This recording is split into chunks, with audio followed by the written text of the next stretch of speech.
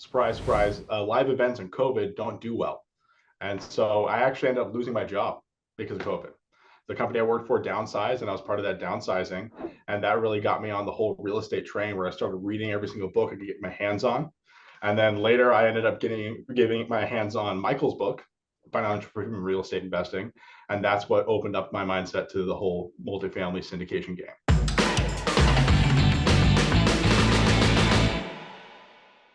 Micah, welcome to the show today. Thanks for having me, Michael. Yeah, it's great to have you here. So before we get into the deal, give us a little more background on you, specifically a little about your journey. I know you started with our mentoring program in 2022, but what was going on in your life? What precipitated getting into that? And then maybe talk about just briefly some of the deals that led up to this hotel that we're going to talk about today. Yeah. My journey in real estate started actually in like 2020. And so essentially I work in the live event industry. So I was a live event lighting tech full time. And in 2020, surprise, surprise, live events and COVID don't do well. And so I actually ended up losing my job because of COVID. The company I worked for downsized, and I was part of that downsizing. And that really got me on the whole real estate train where I started reading every single book I could get my hands on. And then later I ended up giving my hands on Michael's book, Financial Freedom and Real Estate Investing. And that's what opened up my mindset to the whole multifamily syndication game. Leading up to when I joined the program in 2022, I ended up flipping 2 houses. And then I joined the program and in 2022 of March, and then in March of 2023, I ended up purchasing my first 12-unit multifamily deal. 2 months later in May, I actually purchased a second multifamily deal. I was invited to be a part of someone else's deal and I raised some money for him. And then in August, I purchased a 61-unit hotel. And this is actually a hotel that we're running as a hotel. It's not a conversion. So it's not a conversion. Yeah, okay. Yeah, cool. It's been a fun process of learning more about the hotel industry and finding professionals to work with in that industry as well. And so that's pretty cool. So you're a full-time investor now. But if I'm counting correctly, it took you about a year for you to do that first deal, and then literally like days later, you're involved in the second deal. Yeah. Oh yeah, it was crazy. Yeah. So I essentially, as soon as I closed on that first one, I went to a networking event a couple weeks later, and I was chatting with somebody who I had met him a year prior, and so I'd been going to this guy's networking event for a year at this point, and then I mentioned I closed on my first deal.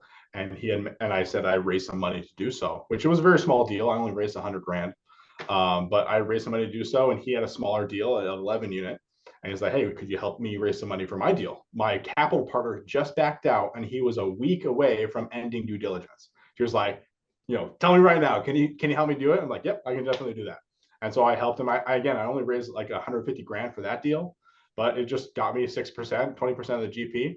And I was able to be a part of another deal within 2 months. That's and fantastic. Then in that exact same time period, I was already getting involved in the hotel. And you're already starting due diligence of the hotel. So talk to us a little bit about that. First of all, why a hotel? And now, by the way, let me say you're not the only one that are expanding in different kind of asset classes, such as hotels, but also maybe some mixed use. But why hotels? You're just opportunistic. And maybe you were, as this more of a strategy, or what's behind that? So it kind of came together all at once where, there's this guy that his name's Tom and Stephanie Eady. It's a couple, and they were real estate investors. I met them a year and a half prior. Tom used to be a broker for Marcus and Millichap, and he sold mobile home parks. After, a career in, insurance, he ended up using his whole retirement fund, invested in syndications, invested his whole 401k in syndications, ended up doubling his money in like 3 to 4 months because 3 to 4 years, because he had invested right when everything's going up like crazy. And then he used that to purchase a bunch of multifamily real estate. We had a buddy of his from Marcus who has this hotel listing that had been on the market for about 6 months with no movement. I looked at the deal and we use a tool. It's called a star report. So essentially there's the company CoStar, and they have CoStar, but they also have a company called Star, which is kind of a subsidiary of it that pulls hotel data. So all branded hotels report their occupancy data to them and the revenue data. And so it gives us a great market report of like 6 hotels in the same market. And this property was performing at a 13% occupancy deficit to the market. And we're looking at this property. It was run by a family. It's mom and dad and their parents. They live on the property, they run it themselves, mom and pop shop, and they really let the place go.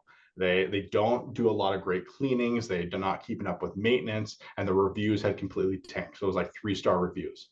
So we're looking at this property, and it's like, you know what? Even if we like, I feel like if we just bring in professional management, if we go in there, we hire a general manager, we hire professional housekeepers, we do consistent cleanings. This is something that we could really, even if we do it by 5%, it would be killing it. And one of the things that really sold the deal for us is that if we kept it at the exact same, I added 100 grand to the expenses. And if we did no different than this couple, when we purchased this property, we'd be still making an 11% cash on cash return. So they were actually making a pretty good money. They made 400 grand the year before when we bought the property. Oh, that's amazing, right? So That's it's like, okay, these guys aren't doing anything, and they still made $400,000. It's a great market. It's one of those lake towns. There's about 50,000 people in this market, 2 hours north of the Twin Cities. Huge lake town. A lot of people come during the summer, and then even has year round because people come there during the winter for snowmobiling and ice fishing. And so, very solid market. Now, Micah, what do you know about hotels? Absolutely nothing. Okay, tell me more. Yeah, so the same week that I was presented with this property, again, with Michael's program, one of the key things is being consistent with your outreach. And so I was consistently going to networking events, probably like 2 or 3 a week.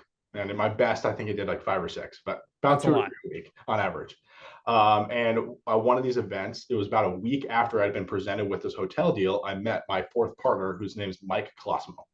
So Mike is a hotel veteran. He has 25 years of experience managing hotels, big hotels, smaller hotels, the whole gambit. And I met him on that same week. I had mentioned that I had a hotel in contract and we were looking to purchase this hotel. And at first we actually hired him to be a manager. And so we hired him as a property manager, and he had a management company, and said, okay, sweet, we can just do this. And then we ended up really seeing that we have a lot of career goals in common, and the fact that we wanted to scale a multifamily portfolio, or specifically a hotel portfolio. And so we ended up bringing him on as a partner. And he has definitely helped us when it came to underwriting the property and understanding some of the expense side of things and what we could do with the property. And that is why we felt the courage to jump into something like a hotel. What strikes me here is that this business it's this book called Who Not How by Dan Sullivan, right? It's a really good book, because I am always asking, well, how do I do this, right? I'm picking up my tools. I got a hammer. Everything looks like a nail to me, right? Let's go. Let's do this thing, right? And I've learned over the years that's really stupid. Like, how takes so long? Why don't you bring on a who?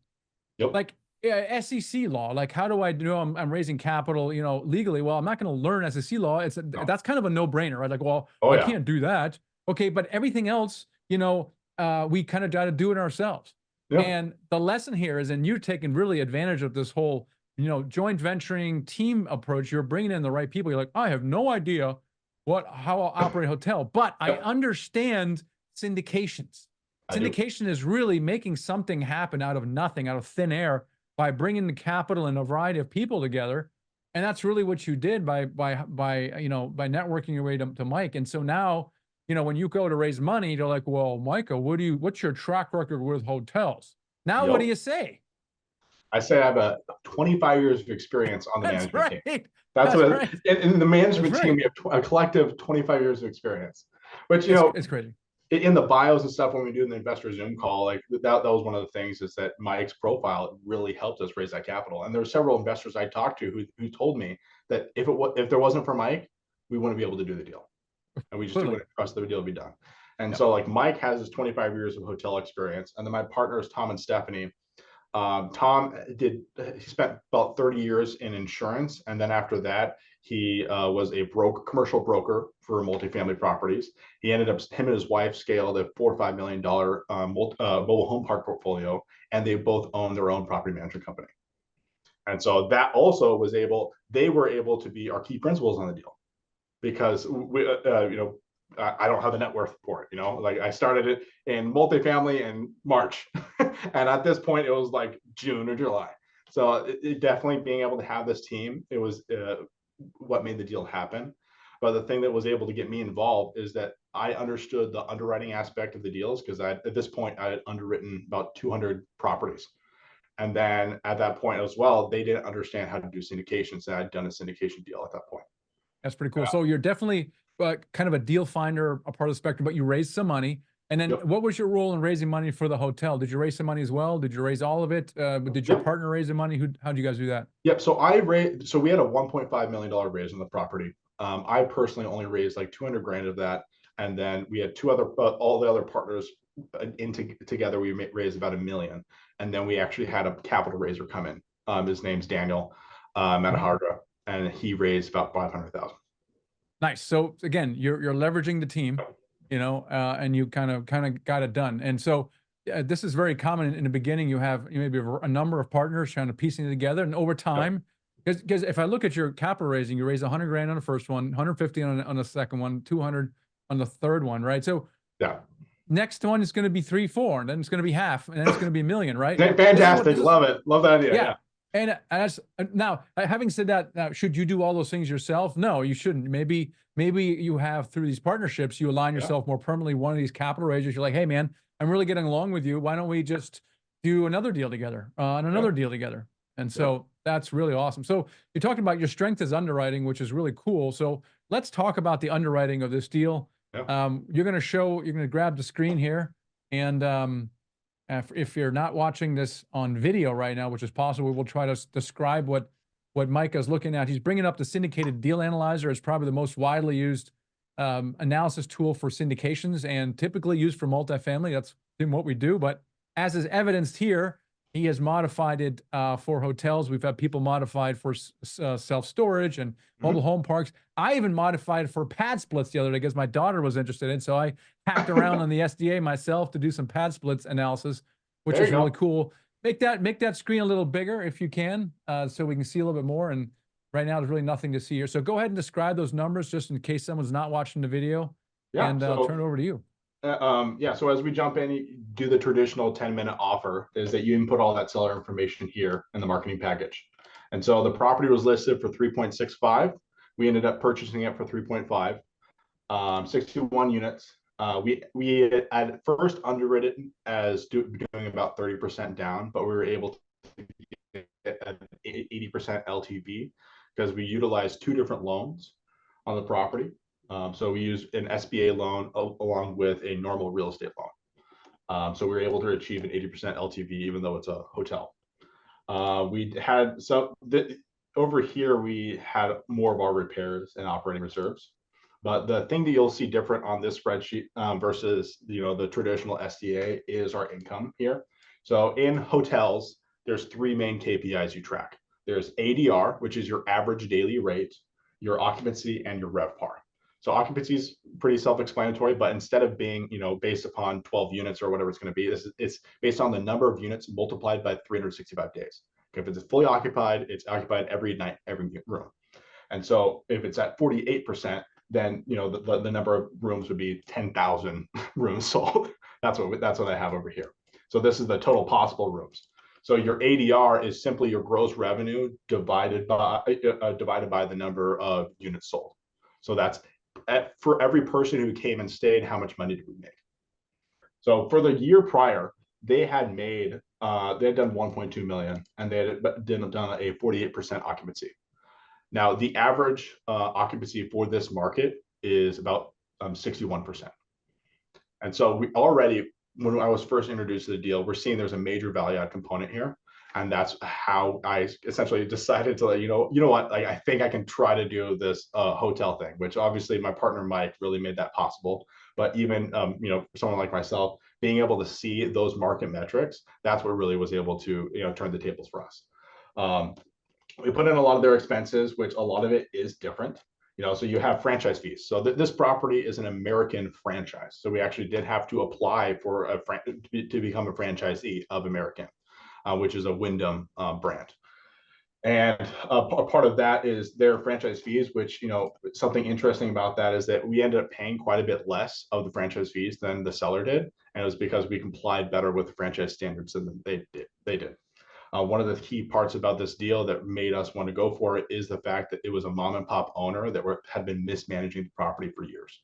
they lived on site and they did it with their parents. And so that they let things slip, such as room cleanings and things like that, where I look at the reviews, they have average reviews about 3 stars.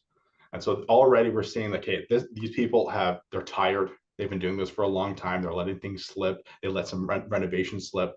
And so they're really in the point where they're ready to depart. And that we are able to come in there, do some renovations, uplift the property, and get an occupancy boost. Looking at some of these expenses, they're going to be different than what you typically see. There's a lot of stuff that's similar as far as insurance, legal and professional, real estate taxes, all your utilities. Those are pretty easy. The one thing we definitely saw that was a lot different was their payroll. So they basically just paid themselves some pennies, but they also got the net revenue after all expenses are paid because they're owners.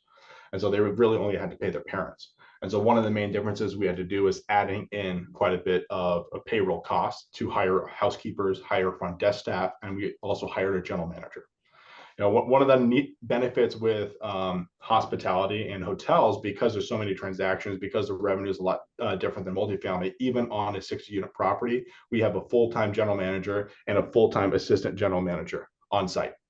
And so I have weekly conversations with these people. They have my cell phone number. I'm in constant contact, making sure that the property we're executing upon our plan that we set forward in the operating agreement. So that's part of what you see here is that we have 200 grand for our hospitality workers, but then we also have 90 grand set aside for management. So part of it is a base salary, and then part of it is a bonus structure, which we tie to all of our KPIs that I talked about earlier. Then we have the management fee. Then we have deposit for replacement reserves, which is similar to the 300 a unit, which is what you typically see. And then we have down here the summary for the debt service, which we ended up getting an 8.5% interest rate. This was right as rates were coming up. And so we had originally been quoted at 6.5. Then by the time we closed on the property, we got an 8.5. So, and that's based on 25-year AM. But overall, last year, if we were to do nothing, one of the things we noticed is that if we were to do absolutely nothing to this property and we were to operate it just like these very tired sellers, we would still be getting 11% cash on cash return, which is just crazy. Yeah, it's just the difference there in the your cap rate is like, it's like 13% cap rate, right? And so we had another fellow on the podcast a little while ago back, and he did a multifamily conversion. So he buys it at whatever 13% cap rate, okay, converts it, and when he's done, he's selling it at a 6 cap. It's great. So I've heard, Micah, that hotels are profitable. Of course, we saw in COVID and things, and they took a hit, for certain. So that they're very sensitive to obviously people's travel patterns, but they're crazy. It's amazing how profitable they are. So even if you did nothing, it would still be very profitable. And so you have a very large margin for error with this deal, which I really like. Yeah, and that was one thing too, is that even if I were to go over to the summary tab here, we're looking at like the IRR and the average cash on cash. We were advertising much less to our investors. Yeah, good, because this would raise objections. Investors would go, "Huh, is that legal?" Exactly. 19, and that was one thing is that cash on cash. Good Lord. This is after I just completely crushed the numbers in the sense of like I expanded like here. If I run over the P&L. So again, this is good. Make that a little bigger, Micah. Make that a little bigger for people watching this on video for both tabs. Yeah. So looking at how did you pad the numbers? Looking at every single year here, we're starting that first year with doing very little increases, and so because we're planning on doing our renovations, and so that we're going to have to shut down half the hotel at a time, and a lot of that will affect reviews, a lot of that will affect guest satisfaction, and so we gave ourselves plenty of time to get up to market rate, which is part of because originally when I unwrote the deal, I was like, okay, well, maybe we're going to do 62% and they do it even faster, which obviously makes your returns look a lot nicer. Now you're in the 30s, but we wanted to really be conservative because this is a brand new asset class for us. Well, my partner, Mike had been a part of hotels before, but this was his first hotel that he bought and owned. He worked for other people. So it's a good point. You feel like you want to have the highest returns possible for the investors, but we found when the returns are clearly above 20%, it actually raises objections, which you don't want. You don't want objections. Yeah. So, like you said, padding the numbers, making them more conservative so the returns are actually less is a good thing. Have you thought about maybe doing, because you have a 70-30 split in this deal here, have you thought about Yeah. maybe doing a 60-40 or 50-50 even? Do you think how acceptable do you think that would have been to the investors? Yeah, I think so. The main reason we left it as is because I definitely think that's something that's possible, but it was because of our lack of track record as a group that we Yeah. decided to stick with the 70-30 split. Because a lot of the investors I had spoken to before, I'd shown them my sample deal package. I'd shown them the other deals that I had underwritten before, and all of those had a 70-30 split. And a lot of investors are used to that. There's this one guy that I actually showed a deal to, and when I had underwritten a different property, I didn't end up buying. And at that property, I underwrote it with an 80-20 split. And then he's like, hey, man, I'm not interested in this because it looks a little too risky because there's an 80-20 split. Even though the IRR is the right IRR, it wasn't the right split. And that made him feel antsy about it. And so that was one of those interesting things. You can play around with the numbers to make it sing, but a lot of investors, they like to feel comfortable. And a lot of those comfort levels, they tie it to little things like, hey, 70-30 split, or hey, 20% IRR.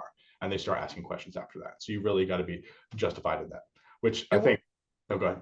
what this highlights is, I mean, analysis is important for many different reasons. Yeah. But let's talk about first. Obviously, you needed to, make offers, obviously, Yeah. but you really also needed to raise capital because if you can't make projections to your investors of what the return is going to be, you can't Yeah. raise capital. If you can't justify those returns, you can't show Yeah. the investors how you came up with the number, you're not Yep. going to raise capital. So analysis is very important for raising Very important. capital. Obviously, also for due diligence, right? So, Yeah. to what degree do you use these numbers for doing due diligence, for example?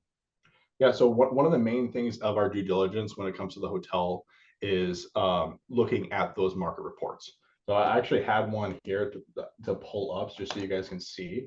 So this is that star report I spoke of, that it pulls data from, and I'm going to zoom in here. So it pulls data from a bunch of different properties in the same market. And so if I look at the averages, because you can throw whatever numbers you want on the spreadsheet, but you have to have data to back it up. And so looking at occupancy, hey, our average occupancy is just under 61%. This is our property's occupancy. So right there, just right here, I'm seeing that there's a Amazing. lot of opportunity. But you just said something I want to key in on. You said you can't just throw numbers in the spreadsheet. Okay. Yeah. I want to key in that now. Then you're backing up your numbers in this particular case with data, that Yep. hard data you're pulling out from comps. So that's really important. But you also mentioned earlier that you really relied on Mike, your partner, to help you with Yeah. some of the assumptions. So you're relying on team and experience to Mm-hmm. back up your numbers. You're not just going on Rentometer or some website. Yep. You're actually buying reports. You're leaning on your team so that Mm-hmm. you have confidence in those numbers. Yep. And we even, one of the cool opportunities with hotels is that we mystery shop the property. So before when we were under contract, we went and stayed at the property without telling the owner anything. So we bought a room, we went and stayed. And there were a lot of things that we found as far as like when we went and stayed. My partner Mike, when he got into supposedly clean room, he realized that the resident left didn't flush the toilet, and the housekeepers didn't catch that, Of which was course. a glaring key for us of knowing this is the guest experience. And so, hey, if we could simply clean a room correctly, that was an opportunity for us to increase operations. And that was something my partner Mike felt very confident about, and we've been able to pull off, which we're very excited to say. Yeah. So let's talk about that real quick. So you were going from 48%. You had a very conservative Yeah. occupancy increase as you're doing a lot of renovations and cleaning things up. Yep. And how long have you had the property, and how's it going? So we bought it in August, and so it's been almost a year now. So we're about a Okay. couple months away from a year. So it's been about 9 months. And at this point, one of the key things that we definitely, and this is us learning from this experience, is learning more about the volatility of the hospitality market, but also learning about the effect of the renovations they have on our guests. Because we got a lot of negative reviews just based on the fact that people were living, in a renovation, so to speak. We're not living, but staying in a renovation. And so essentially at this point, we're completely finished with our renovation. But one of the things that really happened in this last winter is that our occupancy took a huge dive. One of the things that made that dive happen was the fact that this last winter in Minnesota was a very warm winter, And Brainerd, in the market that we operate in, the main driver in the winter is ice fishing and snowmobiling. And we had no snow. And so occupancy took a massive dive, which actually I did put together some projections versus actuals, but we actually see a massive difference in what we had thought was going to happen. A very massive difference, which it was very unfortunate, and we have had to deal with that. But it's something we definitely talked with our investors ahead of time when we even bought the property, is telling them that, hey, most of our revenue comes during the summer, and the winters are going to be the down season. And so at this point, this month is our first profitable month, the month of June, which if I pull it up here, this is our stats. So talk about numbers, but rooms sold so far in the month of June was 117,000. Rooms already sold in July is 83, and then August is 125. And so we are hitting our profitable month. We average about $50,000 worth of expenses every month. And so that's based upon that data. That's kind of our first positive month, which is, it's very unfortunate to have that conversation with investors as we see, but it was essentially something where we couldn't predict, where we didn't have a single snowfall in the entire winter in Minnesota, which is definitely, That's unusual. I would agree with that. Very unusual. Very unusual. You know, what kind of underwriter are you when you can't predict unpredictable weather patterns I like know. this, Micah? And I can even say, so the state of Minnesota declared it a emergency, where they offered certain SBA loan products to help alleviate businesses that were affected by the lack of snow and ice. That was the state of Minnesota, which sometimes things go wrong, and that's why we have really conservative underwriting. At this point, we are profitable, which we're very excited about, and we have finished our renovations. Units look beautiful, and we have a lot of positive reviews coming in from our guests. That's fantastic. That's fantastic. We actually have a live caller asking a question about raising money. Mike, if you can answer that maybe. Definitely. Yeah, so he's asking, do you put properties under contract and then start fundraising, or when do you start fundraising? Now, I think I know the answer, but how did you guys approach it? We're always fundraising, always be capital raising. So when I first started in the program, I had already started talking with people. And then when one of my partners jumped on board, they started talking with people. And so we were constantly talking with investors to make sure that we have a long list. I had about 60 people on my email list by the time that I had even jumped into this deal. And then my partners, they all, as soon as we started doing it, we started talking about it. And so I think if you are, if you're a capital raiser, or if you're working on a deal like this, you should be able to have a solid list of investors who have given you some sort of soft commit before you're committing to raising capital on someone else's deal. There's a great syndicator that I attend his events here in Minneapolis. His name's Todd Dexheimer. Great guy, and he was a former mentor of ours, Todd. Yeah, absolutely. He was awesome. Yeah, great guy. And so he has a good rule of thumb where you take the entire list of the number of people on your list who have given you some sort of soft commit, and you take 30% multiplied by the minimum investment amount. That's a decent rule of thumb, saying, hey, if you have that much capital on that list, then perfect. And these are people you vetted, you've shown the sample deal package to, you've told them the minimum investment's $50,000, and then that way they're prepared for what you're presenting them. But that's a decent rule of thumb. I had that, and on top of that, each of my partners had people they had spoken to who had committed different amounts. So the smallest investment we took was 40 grand, and the largest was 250. Nice. On a single investor. That is fantastic. So just thank you for sharing this deal with us. It's awesome. It highlights how important analysis is, but also raising capital. And in your case, your knowledge of syndication, bringing in your partner Mike, who wasn't experienced with syndication, making that happen. That's pretty cool. Yeah. So as we kind of wrap things up here, what is kind of your advice to people watching, listening to this, and like, man, I surely would like to do what Micah has done. What's your parting advice? I think a key aspect of being a part of commercial real estate is understanding what I call like the three fundamental, three aspects of any deal, which is the deal, the money, and then the work. And the work can be the knowledge. And so if you can combine those aspects and find which part of those three elements that you can bring to the table, you can be a part of a commercial real estate transaction. So like the value that I was able to bring to this, yeah, I was able to bring a little bit of money, but I was able to bring the knowledge of the underwriting and the knowledge of how to syndicate.